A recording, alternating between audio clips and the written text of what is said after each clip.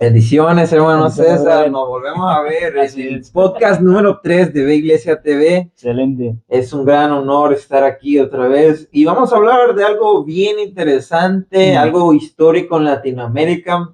Normalmente en la teología nosotros como latinos no tenemos mucha herencia, ¿verdad? Sí. Mucha cultura, muchas cosas, dice, no hemos aportado grandes cosas. Pero ocurrió una teología que nació de Latinoamérica o de Hispanoamérica, como le quiera llamar, pero negativa tristemente, ¿no? Y vamos a hablar de ella, la teología de la liberación. ¿Quiere darnos su introducción, hermano? Sí, pues como siempre digo, para mí es un placer estar aquí. Esto es un tema que la verdad que es muy, muy interesante, como los demás temas que hemos abordado de la IA, pero este en especial porque este también tiene muchas cosas de las que uno puede hablar. Creo que no nos va a dar el tiempo para poder profundizar en todo ello, pero la verdad que se expande a lo que es el sistema sociocultural en el mundo entero. Entonces me parece interesante, no solamente es algo teológico en el sentido, algo espiritual de lo que vamos a hablar, sino que tiene que ver más bien con la sociedad y la vida cotidiana desde la perspectiva humana. Así que sí, es un tema bastante interesante, bro. Así es. Vamos a empezar por definir dónde nació y cuándo nació. Bueno, como sabemos, Latinoamérica tiene un contexto pues de capturas, de que el virreinato, Así de que es. las revoluciones, luego empezaron gobiernos, o sea, todos los países tienen diferentes historias, pero normalmente va por la misma, ¿no? Gobiernos que caían, gobiernos que venían, en algunos donde gobernaba ¿cómo se llama? El socialismo, otros donde tenían malos gobiernos. Entonces un día hay un grupo de sacerdotes, ¿verdad? Con el nacimiento de las ideas marxistas, estos se reúnen y empiezan a hacer un tipo de trabajo teológico. Se le llama teología liberal porque eso es lo que es una teología, o sea, por lo menos el fundamento o el pensamiento, es una teología porque es un sistema de doctrinas bien estructurado, ¿ok? Y el padre, una de las personas, por lo menos el más conocido o el padre de la teología de la liberación es Gustavo Gutiérrez. Así es, Gustavo Gutiérrez. Gustavo Gutiérrez. Entonces vamos a estar analizando algunas de las cosas que decía Gustavo Gutiérrez en su libro, que prácticamente se llama Teología de la Liberación, así lo puede buscar en Google y le aparece. Entonces este era ¿qué era? Obispo, sacerdote, Un sacerdote, un sacerdote católico. Entonces este hombre fue el que escribió el libro, ¿no? Y dio más estructura todavía a lo que venía siendo la teología de la liberación. Así es. Entonces, ¿cómo lo definiría usted, hermano? Bueno, obviamente en realidad, amplio, sí, está amplio y voy a tocar en realidad los puntos porque sí lo voy a tocar, pero me gustaría comenzar con la introducción respecto a Gustavo Gutiérrez y su obra, ¿no? Que si bien todo este movimiento empezó en el 1969, creo que su obra se publicó en el 71. Lo interesante es que el fundador fue Gustavo Gutiérrez y al inicio de su obra, ¿verdad? Llamado la Teología de la Liberación, muestra que la verdadera comprensión de Dios nace de la experiencia de los oprimidos y que la teología debe partir de su vida, es decir, desde su punto de vista en la vida de esas personas para poder buscar esa liberación. Entonces, básicamente, al inicio de su obra, en la primera página, inicia él como con un diálogo que tiene con un indio nativo de allá del Perú. Y entonces este indio viene y le empieza a decir en su lenguaje un poco cortado, ¿no? De que él y otras personas estaban siendo oprimidos y que dónde estaba Dios en ese momento. Entonces ahí, a partir de ese diálogo, es cuando Gustavo Gutiérrez empieza él, obviamente, a fomentar todo este tipo de ideas y pensamientos, y ahí es donde surge entonces la obra que él escribió posteriormente. Entonces, ¿qué es la teología de la liberación? ¿Cómo nosotros podemos definirla? ¿Qué podríamos decir? Bueno, solo sabemos de que la TL, como se conoce, o la teología de la liberación, correcto. Vamos a estarles diciendo tele para... así es. Digamos tele, teología de la liberación. Así es. Nosotros sabemos de que nació entre los años 60 y 70 en Latinoamérica frente a las dictaduras militares, como bien decías tú, y la opresión social. ¿Con qué objetivo? Bueno, el objetivo fue liberar a los pobres y marginados que sufrían represión y pobreza extrema. Ese básicamente fue el objetivo con el cual surgió la teología de la liberación. Así es. ¿Y con qué uso? Bueno, se usó para denunciar injusticias, proteger a los perseguidos y organizar la solidaridad. En este caso, pues que la iglesia era básicamente el fundamento que se necesitaba o ese vínculo para que pudiera ir y ayudar a aquellas personas que tuvieran necesidad. Entonces, básicamente podríamos definir la teología de la liberación en ese sentido. Sí, estoy de acuerdo. Cuando vemos la obra, él está en lo correcto, el hermano César, que él empieza con un diálogo, pero cuando empieza a hacer su introducción al libro, él empieza por aclarar qué es la teología y que todos lo vivimos. Y agrego un paréntesis aquí que... interesante que él diga que todos debemos tener teología cuando era católico y la Iglesia Católica Romana condena al pensamiento propio, ¿no? Que ellos se deben someter a lo que sea que diga el Papa, pero acá él viene promoviendo el que la gente pueda desarrollar teología. Bueno, pero eso es punto y aparte, ¿no? Entonces él empieza explicando qué es la teología y cómo funciona y por qué todos deberíamos tenerla. Y luego empieza, después de dar eso, porque él quiere sentar las bases, empieza a dar que hay esta pelea entre el espiritualismo y la espiritual y la práctica, ¿no? Y él empieza a ver como la praxis le dice. Entonces empieza luego a decir que la praxis histórica, que no todo el tiempo ha sido así, y empieza a dar algunos ejemplos, pero llega al punto, ¿no? Donde él dice que, por lo menos en el momento donde estaba, es que no veía esa... ¿cómo se puede decir? Acción de los cristianos, o por lo menos de la iglesia, que fueran a ayudar a la gente. Y debo decir que es cierto lo que dice, la espiritualidad y la práctica van de la mano y deben tomarse. Pero aquí las cosas que debemos ahora sí recalcar del problema de la teología de la liberación son algunas cosas. Yo voy a agregar por lo menos mis 3 errores que considero en la teología de la liberación. Número 1, mezcla ideas marxistas en su teología. Hay toda una sección que habla de eso en el libro de Gustavo Gutiérrez. Aun cuando él dice que no es así, pero que es por lo menos él considera que es la opción más correcta, es mentira, porque, o sea, él agrega fuertemente y dice, o sea, literalmente hay una parte donde dice el marxismo y el cristianismo, ¿no? Bueno, número 1. Número 2, él hace una distinción tremenda entre el pobre y el rico constantemente, como que es una lucha, ¿no? De que el rico tiene el problema y que el pobre... Sí. Y el número 3 es un enfoque más en un cambio político-social que en la misma salvación. Creo que esos son mis 3 puntos generales que le veo al error. Sí, no, y me parece interesante porque aquí quisiera yo en los míos añadir una cita que trae... del libro de Gustavo Gutiérrez. Dice él en una parte, ¿no? Dice, el hecho mayor de dicha presencia en nuestro tiempo, sobre todo en los países subdesarrollados y oprimidos, es la lucha por construir una sociedad justa y fraterna donde los hombres puedan vivir con dignidad y ser agentes de su propio destino. Consideramos que el término desarrollo no expresa bien esas aspiraciones profundas, liberación. Entonces, ¿cuál es el enfoque de él? Básicamente partiendo de esta cita, porque hay varias muy interesantes, pero partiendo de esta cita de él en su obra, ¿cuál es el enfoque de la teología de la liberación? ¿Cuál es ese enfoque que él buscaba plasmar ahí? Bueno, la teología de la liberación en realidad lo que busca es cambiar la realidad de los pobres y no solamente interpretarla de manera teológica. ¿Cómo funciona? Bueno, primero, como bien decías tú, la acción, es decir, hacer, llevar a cabo, y luego la experiencia espiritual. Y luego de la acción, la experiencia espiritual, llevarlo a una reflexión teológica. Fíjate, él no está pensando en el sistema teológico primero. Él está primero poniendo sus sentimientos, sus emociones, basado en la experiencia de otra persona, sin tener en cuenta lo que es la parte espiritual y teológica primero. Entonces, eso para mí serían los 2 puntos que yo pudiera abordar respecto al enfoque de la teología de la liberación. Sí, claro, porque aunque él empieza haciendo su desarrollo teológico, todo esto va motivado, como se dice, por el sentimiento que ve en la sociedad, el problema de la gente pobre, y a través de eso él empieza a construir este desarrollo de idea teológico, ¿no?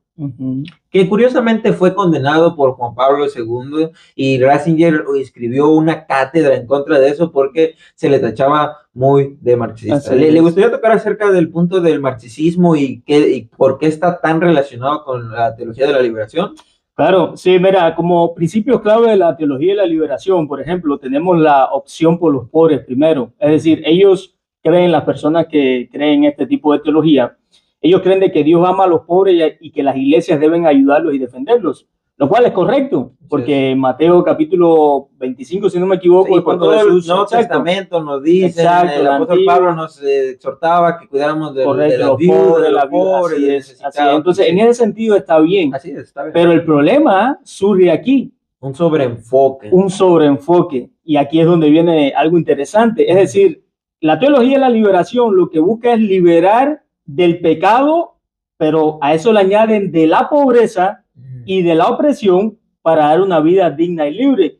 Esto es interesante porque parece mucho al pensamiento judío en la época de Jesús. ¿Te acuerdas cuando Jesús viene? Ellos pensaban de que el Mesías, correcto, el Mesías lo iba a liberar de todo el yugo que estaban pasando por el Imperio Romano y todas esas cosas. Y entonces este tipo de pensamiento o este tipo de enfoque es como que va cogiendo ese mismo rumbo.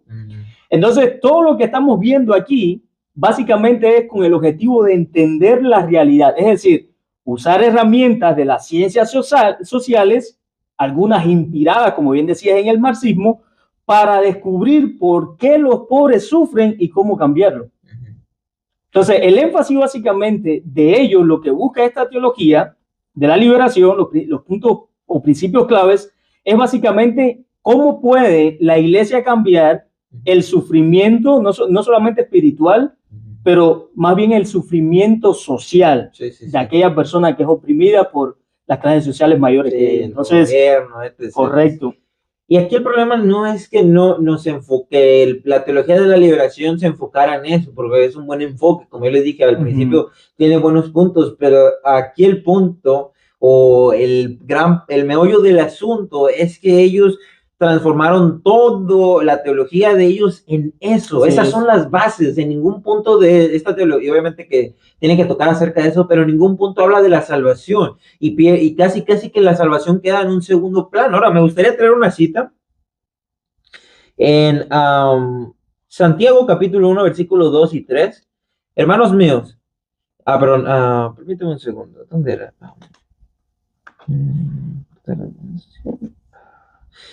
Mientras encuentro el texto, porque lo perdí, síguenos hablando de la teología de la liberación. Claro, mira, una de las controversias y críticas hacia la teología de la liberación consistía en lo que acabaste de decir anteriormente, el uso del marxismo. A esta teología se le criticó por aplicar ideas como la lucha de clases, el análisis social, mezclando la fe y la política. Si bien nosotros sabemos de que la iglesia debe influenciar no solamente en el trabajo, en el hogar, también incluso si es posible en la política, en el mundo entero, porque para eso es la luz y la sal en el mundo, ¿no? Una de las críticas o controversias que tuvo esta teología de la liberación fue esa, que mezclaba la fe y la política, poniendo un sobreénfasis más que nada en la política antes que la fe.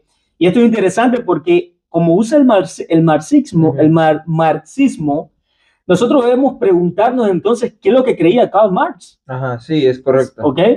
Ahora, ¿qué creía Karl Marx? Bueno, básicamente la teología de la liberación más los pensamientos de Karl Marx se podrían definir de esta manera. A ver. Los pobres son la clase obrera dependiente de vender su trabajo.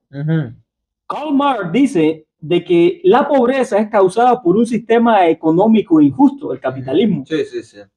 ¿Qué es lo que está pasando en Estados Unidos? Los países que son muy potentes económicamente son capitalistas. Los países de Latinoamérica, pues muchos de ellos, podría yo decir Cuba o Venezuela, son países que no están de acuerdo con su política capitalista. Y ahorita vamos a entrar allá históricamente, pero antes de entrar allá encontré el texto en la nueva traducción viviente, en Santiago capítulo 1 del versículo del 9-10, nos dice la siguiente exhortación.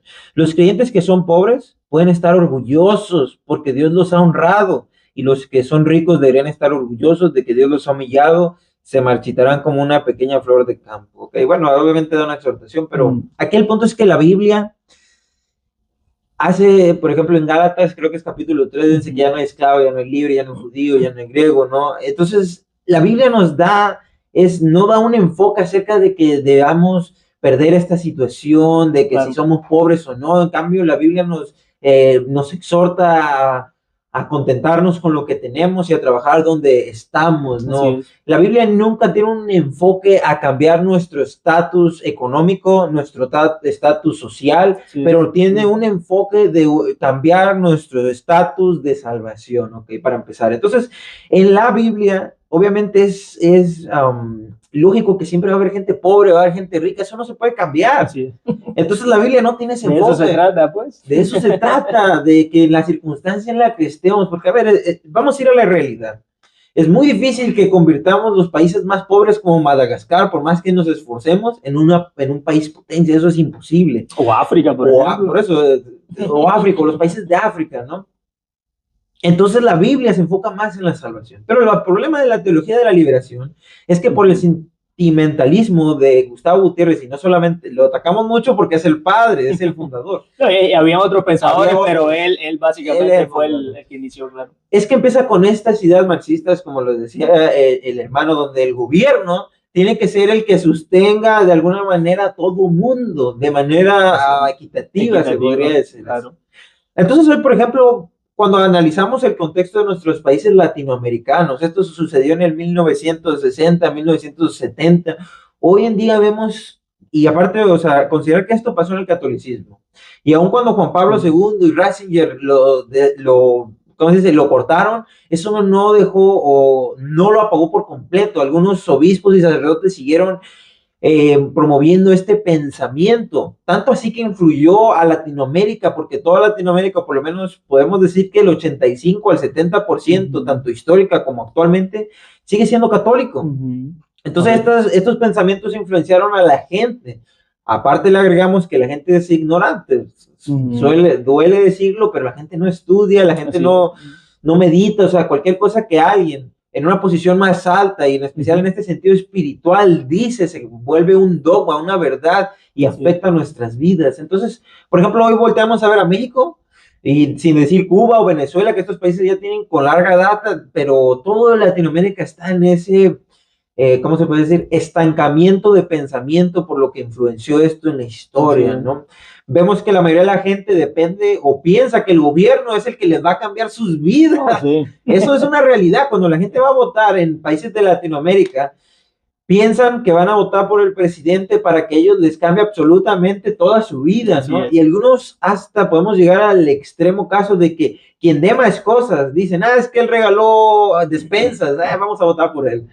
Es por eso mismo que esta teología de la liberación nos afectó. Y ¿por qué digo esto? Bueno, porque podríamos preguntarnos, ¿y para qué queríamos saber de la teología de la liberación si pasó hace unos 50 años atrás? No, porque aún nos afecta. No, y es que está, y ahí vamos a llegar. Vamos para allá, pero quería hacer ese recuento histórico de cómo nos ha afectado como cultura. Tenía que hacerlo, claro. Tengo que hacerlo. Entonces la Biblia, para empezar, nos dice y nos deja claro que hay pobres, hay ricos.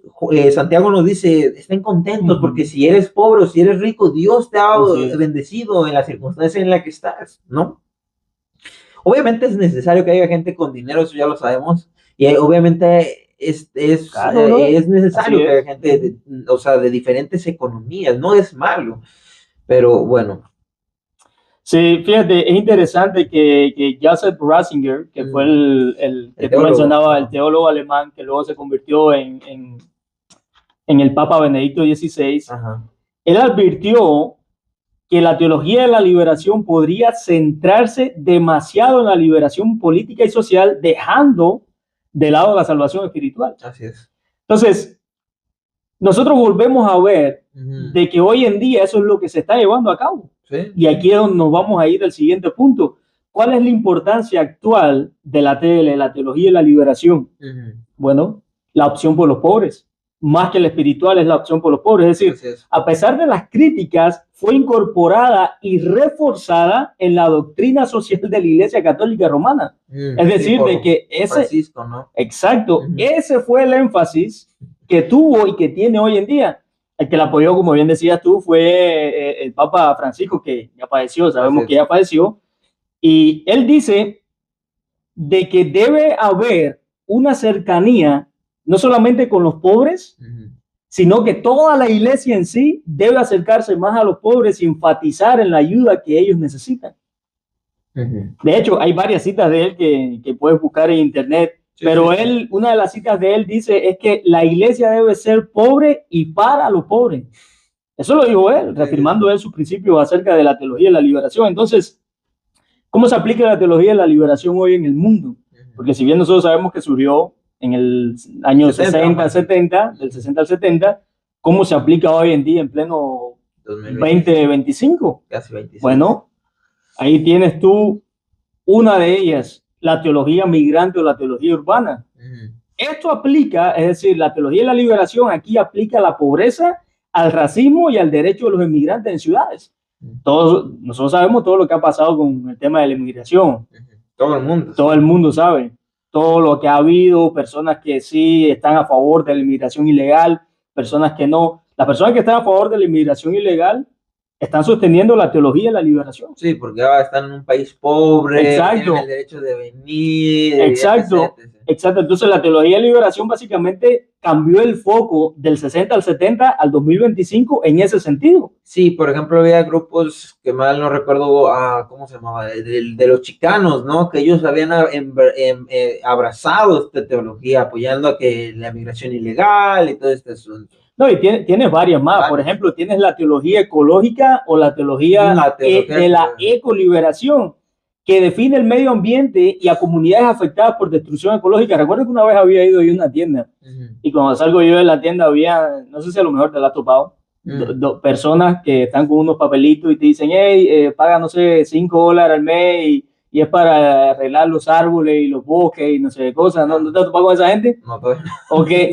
básicamente todo lo que está pasando, la construcción de los carros eléctricos y todo eso, tiene que ver con esto mismo. ¿Por qué? Porque ellos consideran que cuidando el medio ambiente, que sí lo debemos cuidar, pero obviamente ellos se van a un extremo, es parte de esa teología de la liberación. Por eso se le llama ecoliberación. Luego tienes también la teología feminista o mujerista. Esta teología, es decir, es la teología de la liberación, se enfoca en luchar contra la opresión del género y por la igualdad. ¿Por qué tú crees que se ha adoptado la homosexualidad en las escuelas, la Iglesia Católica Romana, las iglesias metodistas? ¿Por qué? Porque ellos definen de que todas las personas deben ser por igual, así como en el 60 y el 70 se definía de que el oprimido tenía que tener un mismo rango social que los ricos. Así hoy en día la teología de la liberación, su enfoque es en cuál. Ahora, no es que seas rico ahora ni que seas pobre, sino que ahora es tu personalidad, es tu identidad. Tú tienes el mismo derecho de que te traten como las demás personas, no importa cómo tú seas. Si eres un asesino, te tienen que tratar como una persona normal. Si eres un homosexual, si eres un pedófilo, si eres un pedófilo, te tienen que tratar como... Entonces, básicamente el enfoque de la teología de liberación ha sido en el 2025, en ese ámbito. Y luego tienes las teologías de la liberación en el ámbito de los indígenas y afroamericanas, que defienden los derechos culturales, la tierra, y está en contra del racismo. Así es, verdad. Esos son bastantes ejemplos donde la teología de la liberación ha influenciado, y aunque, miren, cómo se alejó tanto, ¿verdad? Porque la teología de la liberación, si la vamos quitándole el marxismo y todo ese rollo, es algo bueno, ¿no? Enfocarnos en ayudar a la gente, porque eso nos manda la Biblia. Pero el perder el enfoque en ayudar a la gente pobre a salir de su estatus económico, de su estatus social, por decirlo así, o su estatus político, más que enfocarnos en la salvación, es donde nace el problema del problema. Entonces, y por ejemplo, hoy vamos a hablar, por ejemplo, también de que la teología de la liberación ha influenciado, como estábamos diciendo, a muchos países, ¿no? Y ahora esto podemos definirlo izquierda, derecha, etc. Pero no solamente en la teología de la liberación, en el sentido de la izquierda, pero también podría haber un cierto, ¿cómo decirlo? Influencia, porque esto ha influenciado tanto también al cristiano de hoy, que se va en un partido político que por la derecha, ¿no? También puede irse a ese extremo donde se ciega totalmente porque compartimos ciertos valores morales con por lo menos en el contexto donde estamos, de Estados Unidos, ¿no? que viene siendo republicanos o demócratas, y hay ese sesgo de irse por un lado o por el otro, creyendo que hasta es parte del cristianismo, cuando no es así, ¿no? Obviamente nosotros debemos votar, obviamente nosotros tenemos que apelarlo a votar por quien más se afirme a la escritura, pero no por eso vamos a dejar de criticar las cosas que se hacen mal cuando se tengan que criticar como cristianos, ¿no? Pero bueno, eso es punto y aparte. Me gustaría seguir tocando acerca del marxismo, ¿no? Y aunque puedan decir que la teología de la liberación no necesariamente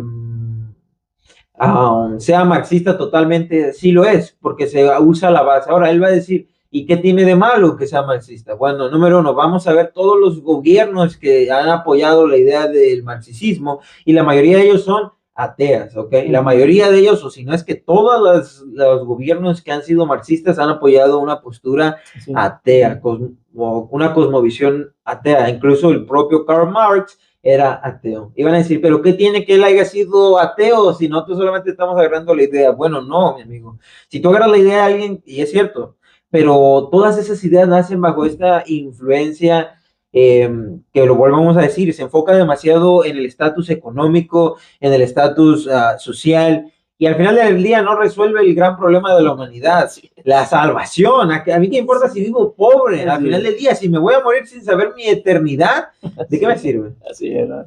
Pero bueno, ese es mi pensamiento al respecto. Fíjate, qué interesante que, como habíamos mencionado ahorita, la teología de la liberación en realidad no murió en los años 60 y 70.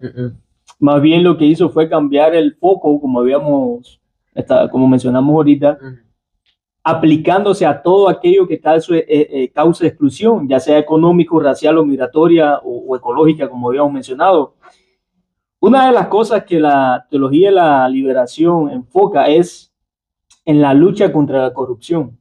¿Qué significa esto? Que esta teología analiza cómo la corrupción y las élites perpetúan la pobreza, es decir, tienen como un poder por encima de aquellos que son pobres. Por ejemplo, ya ves que en New York quieren poner los buses gratis y todas esas cosas. ¿Por qué? Porque ellos creen de que, o en cualquier otro país, de que los ricos son los que tienen el problema. O las élites, como ellos son los millonarios, son los que mueven el mundo, pero te das cuenta de que en realidad las élites son las que más problemas están causando y son los millonarios. Entonces, básicamente el enfoque de la teología de la liberación en ese sentido también está mal. Porque no se trata acerca de la persona que tenga más o tenga menos dinero, se trata más bien de la persona que va a hacer el mal. ¿Me entiendes? Sí, en ese sentido me gustaría agregar algo. Como lo venía diciendo al inicio de la última vez que conversé aquí, ¿verdad? En este corto, volvemos a ver el mismo problema hoy en nuestra actualidad. La gente se enfoca en querer cambiar la sociedad, y lo cual no está mal, porque volvemos a tener... siempre hay dudas, siempre hay un sentido del humano. ¿Cómo cambia la sociedad? Vamos para allá, pero eso quiero ir, ¿no? El humano siempre quiere cambiar la sociedad porque vivimos en un contexto malo, vivimos por ejemplo, ahorita todos los precios están muy elevados, el costo de la vivienda está elevado, no podemos acceder a salud, y si hay países donde acceden a la salud está muy limitado. Entonces la gente está cansada de esto y quiere verse involucrada en un cambio, ¿no? Y es como una bola de nieve, se mete y se mete y se mete, que por la izquierda, que por la derecha, y no entendemos nosotros como cristianos que los partidos políticos van y vienen, la manera en que se gobierna el mundo nunca va a ser un gobierno perfecto. ¿Por qué? No es por la idea, es porque, número uno, vivimos en un mundo caído. Número dos, los gobernantes, por más que el sistema sea bueno aparentemente, la persona sigue siendo corrupta. Claro. Sigue teniendo una naturaleza pecaminosa, egoísta, donde solamente busca, no estoy diciendo en este sentido como ellos lo decían, pero es verdad, o sea, todos queremos nuestro propio bien. Entonces no podemos tener un sistema político perfecto. Claro. No podemos ni siquiera cambiarlo, como decía León César. ¿Cómo vamos a cambiar la sociedad? Bueno, el evangelio. El evangelio va a cambiar la sociedad, no nosotros. Así es, el evangelio. Y eso es muy interesante, porque aquí es donde vamos voy aterrizando yo con mis puntos. ¿Cuál es la perspectiva bíblica? Esto es una pregunta para ti. ¿Cuál es la perspectiva bíblica frente a la teología de la liberación?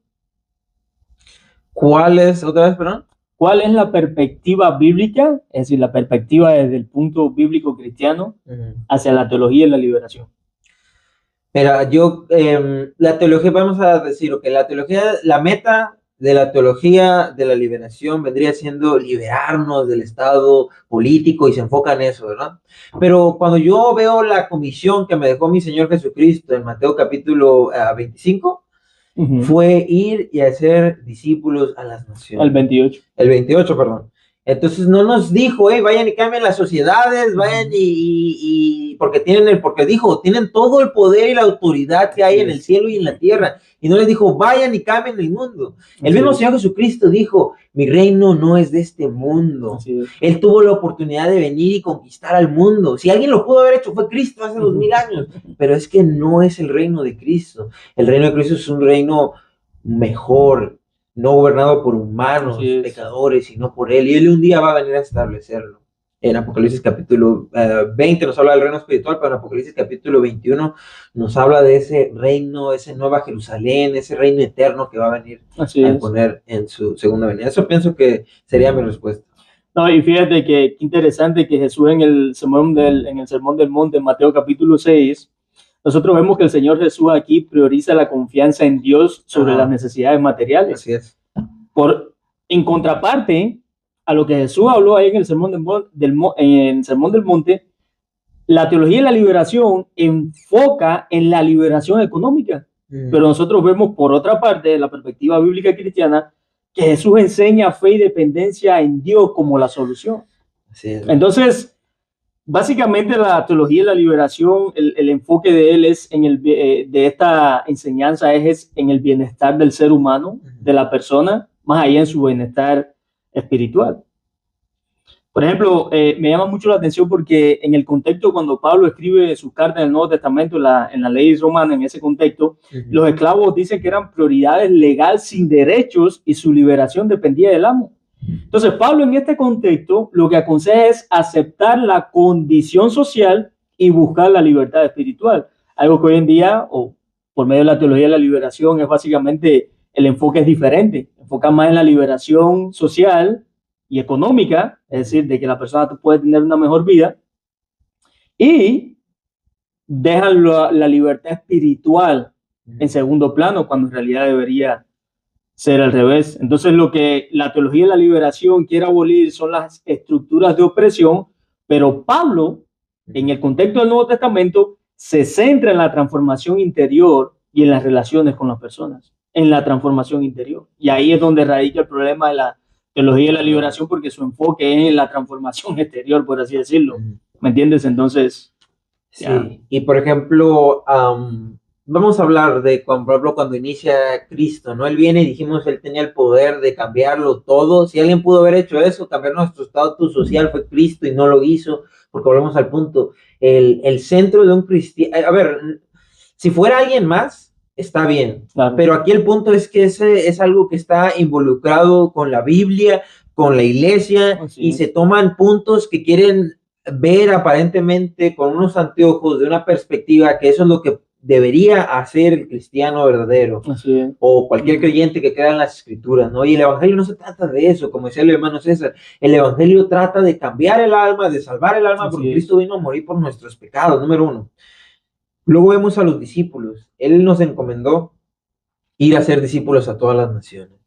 Ellos no fueron con un enfoque, tuvieron la oportunidad de haberlo hecho, pero era tonto, porque hayan matado a los así de rápido, no hayan hecho impacto. No, ellos se enfocaron en ir y predicarle a las personas, en que las personas cambiaran. Y vemos a lo largo de la historia, aun cuando estaba siendo perseguida la iglesia, el evangelio fue el que influenció la sociedad, y la sociedad cambió porque el evangelio influenció. Así es. No porque nosotros promovimos o forzamos a la sociedad a cambiar, sino porque fuimos y evangelizamos.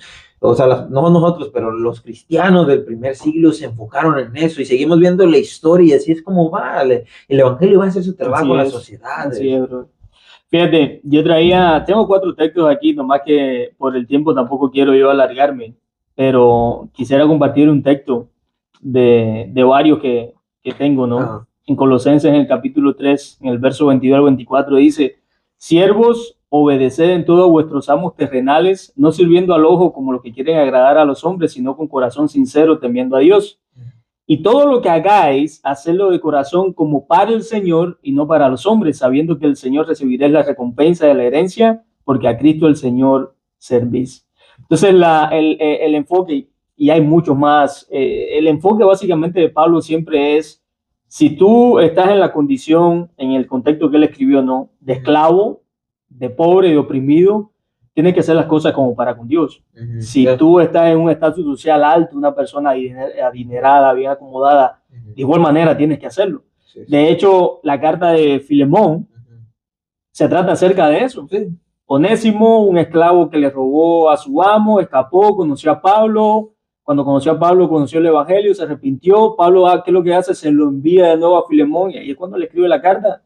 Le dice, sí, él, trátalo como tu hermano, ustedes son hermanos. Pero Onésimo, él tenía la responsabilidad como esclavo de estar sujeto a Filemón, a pesar de que Filemón era su hermano en Cristo, pero seguía siendo su amo y su dueño. Entonces el enfoque que Pablo aquí hace, el contraste que hace Pablo contra la doctrina de la liberación en este contexto de que estamos hablando ahora, es básicamente espiritual, ¿me entiendes? Siempre el contraste va a ser espiritual, como bien decías. Ya. Así es. Ya que estamos concluyendo, ¿cuál debería ser? Porque al final del día es interesante saber todo esto, pero más nos interesa saber cómo lidiar en nuestro día a día con ello, ¿no? Porque aunque no queramos, el mundo está influenciado por la teología de la liberación, en especial en el continente en el que nos encontramos. ¿Cómo debería el cristiano actual lidiar con eso? ¿Cuál debería ser su postura política, su postura social? ¿Debería involucrarse en toda esta revuelta de cambios? ¿Cuál sería su aplicación, hermano? Consejo para los hermanos. Bueno, Pablo nos da a nosotros un ejemplo bien hermoso en el Nuevo Testamento, y quiero compartir algunos puntos respecto a esto. Por ejemplo, la igualdad está en Cristo. Ese es el primer punto que Pablo nos podría compartir en el Nuevo Testamento. ¿Qué significa esto? Que el estatus social no importa en la comunidad. Ya seas pobre, ya seas rico, para Dios, delante de Dios todos somos iguales. Latinoamérica, que es uno de los países que más oprimido hay respecto a la pobreza y a la necesidad. Si tú eres cristiano y eres creyente y vives en Latinoamérica o en cualquier otro país del mundo donde tengas pobreza, necesitas entender y saber que para Dios en realidad eso no es importante. Es como decía Memphis, para Dios lo más importante es la salvación del alma. Dios tiene un plan y un propósito para cada persona, independientemente si eres pobre o eres rico.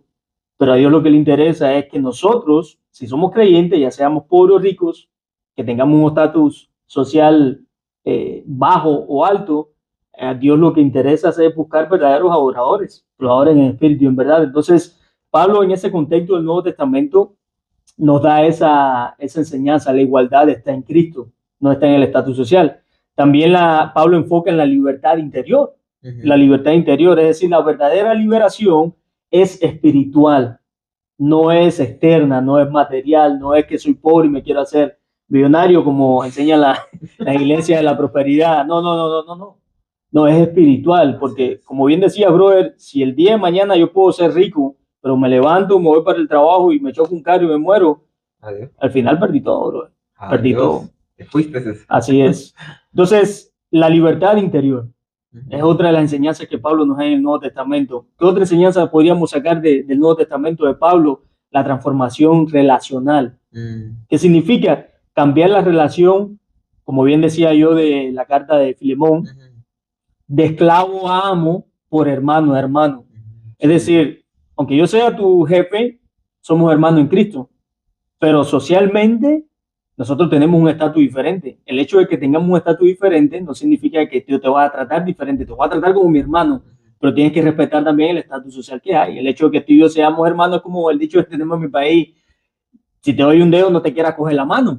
¿Me entiendes? No, yo te voy a tratar como es, o como dicen en el trabajo. Exacto, sin abusar. En el trabajo es el trabajo, fuera del trabajo, si quieres nos hablamos y nos llamamos todo el día. Entonces, una de las cosas es esa, la transformación relacional. Y lo otro es, el último punto, la prioridad.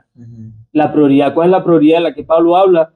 La redención del corazón, la unidad de la iglesia, dejando que la iglesia sea la que transforme o cambie la sociedad, pero desde dentro, desde dentro, no desde afuera.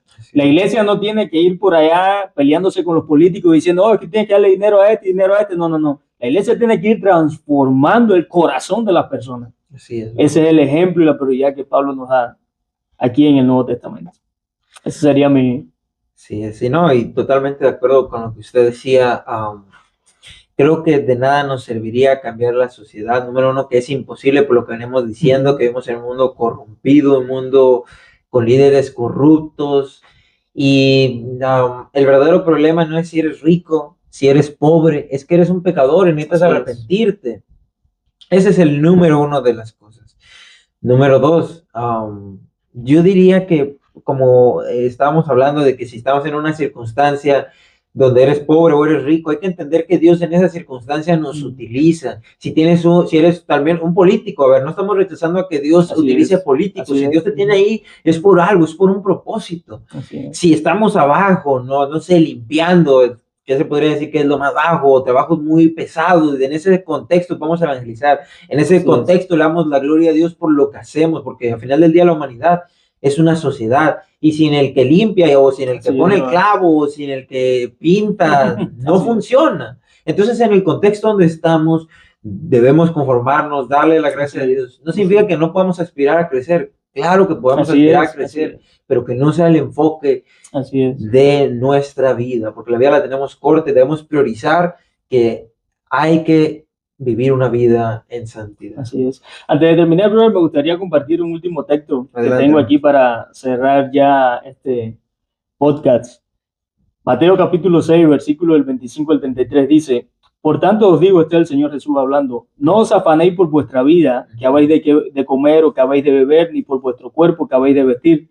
¿No es la vida más que el alimento y el cuerpo más que el vestido? Mirad las aves del cielo, que no siembran, ni ciegan, ni recogen en graneros, y vuestro Padre celestial las alimenta. ¿No valéis vosotros mucho más que aquellas? ¿Y quién de vosotros podrá, por mucho que se afane, añadir a su estatura un codo? Y por el vestido, ¿por qué os afanáis? Es decir, por la manera de vestir.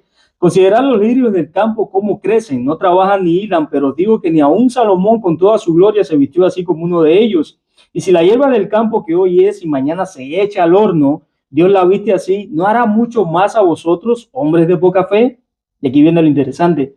No os afanéis pues diciendo, ¿qué comeremos o qué beberemos o qué vestiremos? Porque los gentiles buscan todas estas cosas, pero vuestro Padre Celestial sabe que tenéis necesidad de todas estas cosas.